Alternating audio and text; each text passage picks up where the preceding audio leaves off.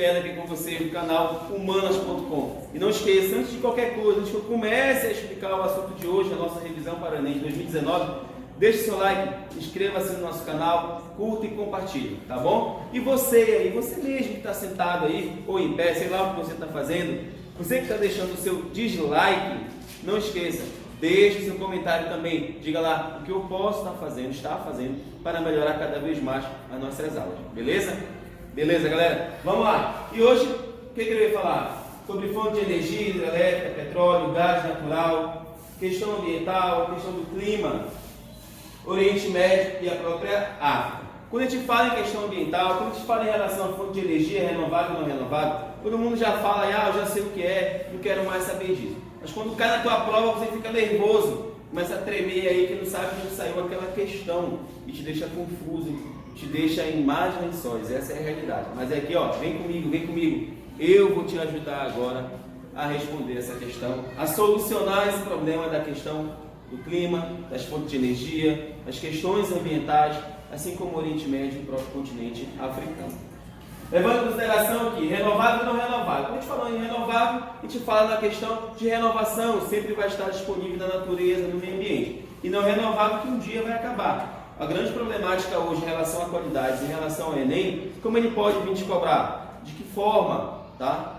A própria questão de políticas públicas do próprio governo federal em relação ao investimento em energia renovável. Como essa energia vai estar disponível para você e como fazer um bom uso dela.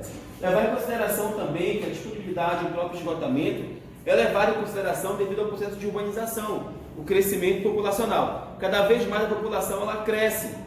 Lembra que no último vídeo eu falei que a população cresce em um ritmo contínuo e não mais acelerado como era antigamente. Lembra que eu falei a questão da mulher no mercado de trabalho, a inserção da mulher em relação à vida profissional, ela primeiro se qualificar, estudar, ter uma estabilidade financeira e posteriormente sim constituir uma família. Então esse processo de crescimento populacional faz com que o esgotamento, dos recursos não renováveis seja um fator preponderante para a população mundial. Isso tem que ser levado sim em consideração. E aí entra as fontes de energia renováveis, que seria a solução para tudo até então. Como assim solução? Tem que haver um investimento consistente para que a gente possa estar utilizando essas fontes de energia de uma maneira consciente, através de um uso sustentável, Utilizar somente o que eu preciso para preservar para gerações futuras. Tá bom, bebê? Fique atento quanto a essa dica aí. Leve em consideração também a questão das hidrelétricas, os impactos ambientais que ela mesmo causa e os benefícios que ela traz para a população. Dentre esses benefícios, a geração de emprego e a geração de energia, tá? E a própria geração de emprego para o município em que ela está instalada. Isso é levado em consideração e movimenta tudo muda no entorno da hidrelétrica. Os impactos também são gigantescos, os impactos que as hidrelétricas causam. De que forma? A agressão ao meio ambiente, a fauna, a flora. Populações ribeirinhas têm que ser desalojadas, elas acabam saindo do seu local de origem e indo para outros, e às vezes recebendo indenizações irrisórias, valores irrisórios que não dá para você comprar um outro imóvel. Então são pessoas que acabam vivendo na precariedade e vão continuar vivendo, porque não vão ter condições de morar em um local apropriado para o seu dia a dia, para uma condição de vida saudável e assim por diante. Levando em consideração também o petróleo e o gás natural, uso em massa. Se a gente fala em substituição dessas fontes de energia, eu volto a falar da questão renovável também. Lembrando, o petróleo e o gás natural são essenciais. Hoje é a matriz energética no mundo, petróleo e gás natural, usado em larga escala e trazendo para o Brasil, lembrando que o Enem ele foca mais no teu país, ele foca mais no nosso Brasil e não em si no mundo. Mas não vai cair nenhuma questão referente ao mundo? Vai sim, cai, isso é fato, mas o foco principal é o nosso país. E levando em consideração o uso do petróleo e do gás natural, o Brasil vem evoluindo cada vez mais na extração petrolífera e no uso do mesmo. O Brasil não possui uma das grandes reservas mundiais, mas aí ele está presente aí disputando com outros países em relação à extração, em relação ao consumo do mesmo e importando também, o Brasil ainda importa petróleo de outros países.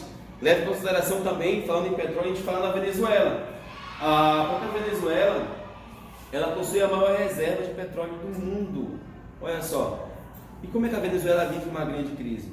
Para que você entenda um pouquinho mais sobre isso, essa questão da Venezuela, essa questão da crise política, vá na nossa videoaula anterior, lá eu falo junto com o professor Diego de História sobre a questão da Venezuela, sobre a crise política e econômica do país, tá bom? Então te liga.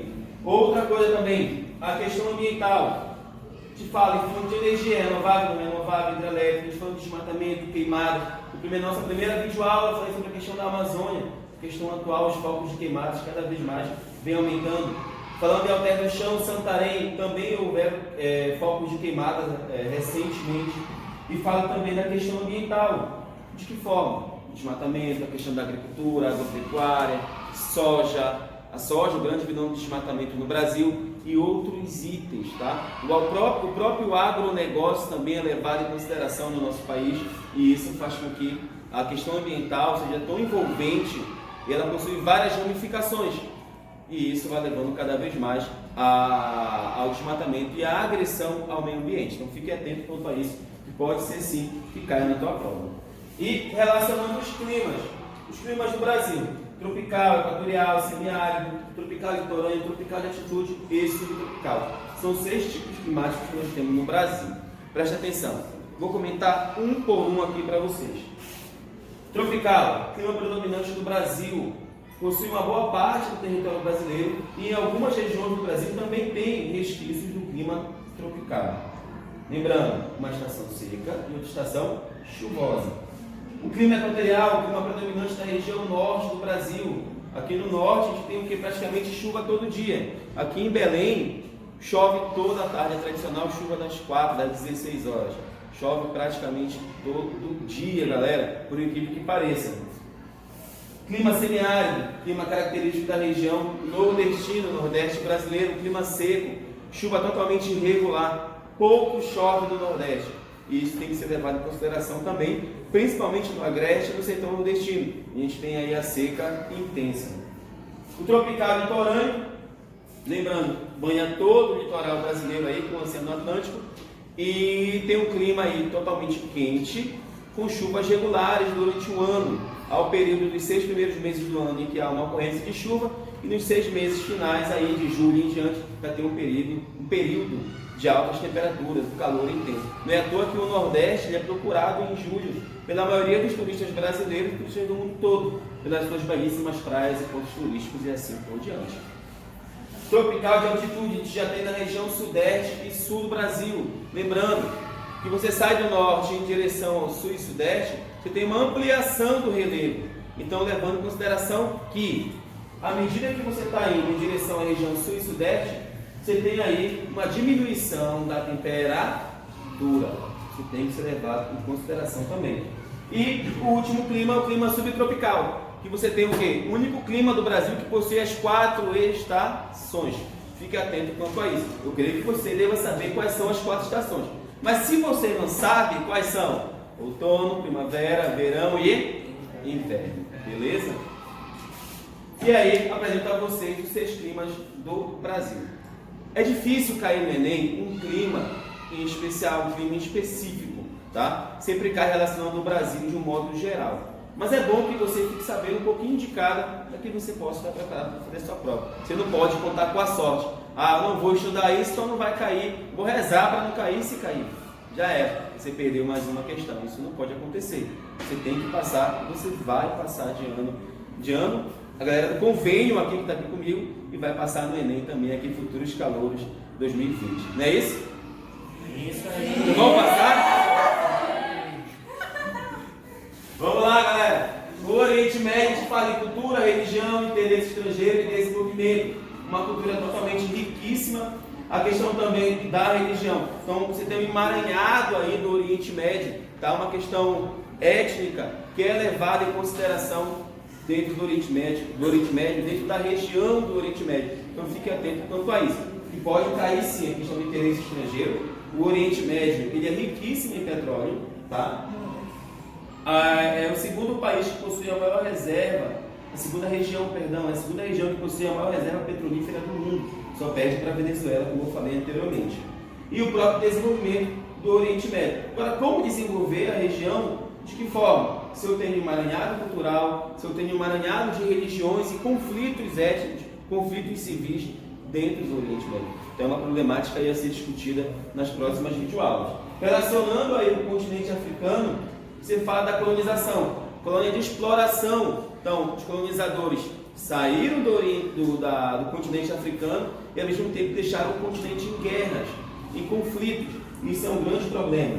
Quando a gente fala em fronteiras, você vê o continente africano com diversos países e ao mesmo tempo um guerreando contra o outro, brigando por território, brigando por espaço, brigando por recursos naturais. Isso é uma grande problemática do século XXI. A distribuição geográfica e a própria segregação. Segregação, a gente fala da apartheid, a gente fala de Nelson Mandela, dentro da África do Sul.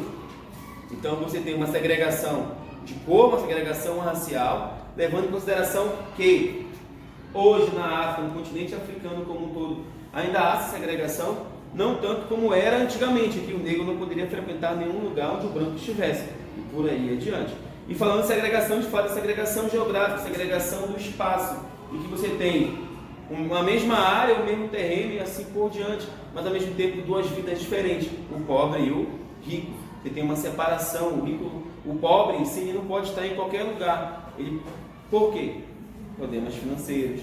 E isso é o que é levado em consideração. E o pobre, quando a gente fala em urbanização, ele está se afastando cada vez mais das áreas centrais e indo em direção às áreas periféricas. Então fique atento quanto a isso, que pode cair na tua prova. E finalizo aqui com vocês essa revisão, galera. E não esqueça, inscreva-se, curta, compartilhe, deixe seu like, deixe seu comentário na nossa videoaula, tá bom? Antes de tudo, eu vou mostrar para vocês a galera aqui do convênio, tá? A galera do convênio SEMI. Galera aqui, Futuros Calouros 2020. Galera super estudiosa, show de bola. Valeu, galera. Abraço, tchau.